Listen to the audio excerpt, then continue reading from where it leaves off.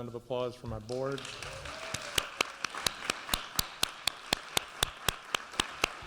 I also want to recognize the BTN staff. I think abstractly we all know that events like this are a lot of work. It is a lot of work.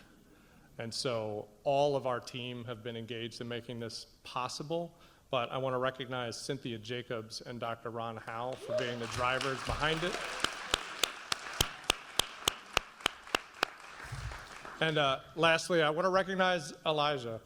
Elijah Etheridge is our executive director.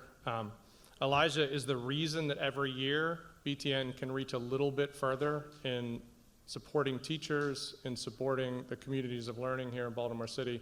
So I'm really grateful to Elijah for everything he's made BTN capable of doing. So thank you, Elijah.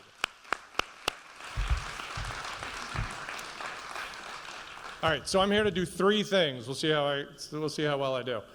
The first is I want to tell you the story of BTN.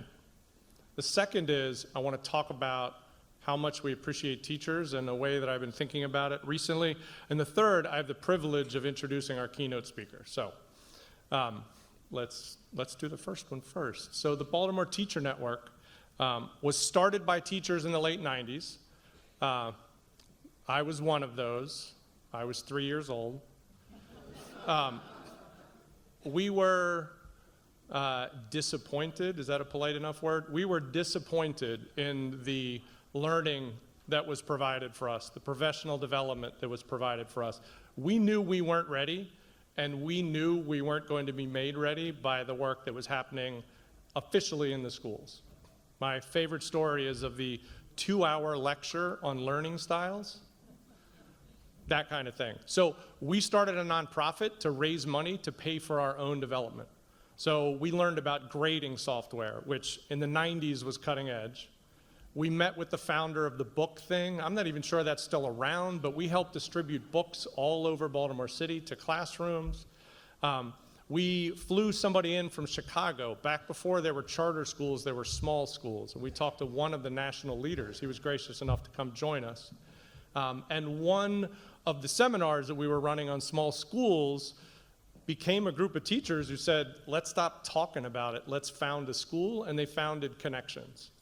And so, yeah, let's give a round of applause to Connections. Those amazing children, those dancers, those drummers, those performers, and they're not all the gifts that Connections brings to Baltimore City every year, but that is due to the work of the founders and the incredible staff at Connections. So BTN operates Connections, and we also try to stay focused on that original mission of teacher voice and centering it in the way that we think about schools. Tonight, this gala is just an opportunity to celebrate and generate more energy for centering that voice. So we're really grateful that all of you are here tonight. Thank you so much for coming. All right. So in honor of our teachers, I'm going to give you a pop quiz. Raise your hand if you have seen two animals fighting. Anywhere. All right, I see a lot of hands. All right, second question. Raise your hand if you have seen two people fighting. Wow, even more hands went up. You all are really a Baltimore City crowd. All right. I grew up in Highlandtown. I used to see rats fight, so animals fighting is not that big a deal to me. Third question in the pop quiz. Raise your hand if you have seen two stories fight. Yeah, less hands go up. That's a weird question. I think stories fight every day. Elijah mentioned a story happening at the national level, a fight between stories about what America is. And I think if we are going to think about teachers and celebrate them, we have to track the fight going on the stories around teaching. There are stories about teachers that say they're failing our children every day, that they just come for a paycheck, although honestly, that's never come out of the mouth of anyone who's been in school for 10 minutes, because that is not worth the paycheck.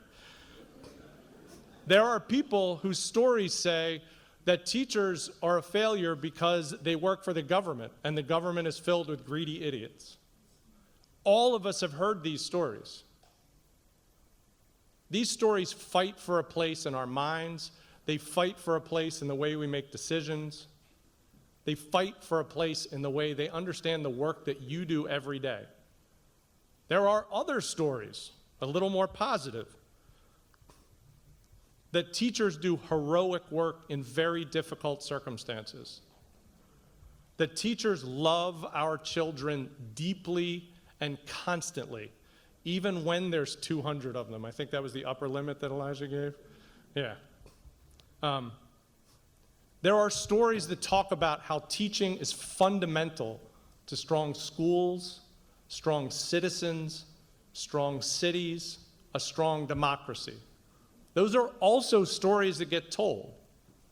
My suspicion is that you hear those stories less often. There's a war going on around how people understand what teachers do, what educators do. And the last thing I'll say here is ask yourself, who is telling these stories? Why are they telling them? Where do they show up? And that every single one of you tells stories about teaching. I taught at Patterson for a long time. I'm not going to lie. You met me on a Friday evening, everyone I worked with was an idiot. I was exhausted. I was just talking mess about everyone I worked with, and I was not paying attention to how that ripples out. I did not take enough time to talk about how proud I was of the fundamental work that I do to everything around me, to how children grow up, to how we work together as a city, to how successful any of us are going to be in life. I didn't spend enough time. I'm not telling people not to complain. There's a lot of things about schools that are rough. But we should be intentional about the stories that we tell. And that is a second reason that I am grateful that you all are here tonight. Tonight is an opportunity for storytelling. Tonight is about how incredible every educator in the room is. Tonight is a story about how you are literally investing in every future in America right now, and that is essential work, and that we are so lucky to have you doing it. By being here tonight, you're part of this storytelling, and I just want to appreciate deeply your participation in this story. This story is worth telling. This story is worth carrying out of here.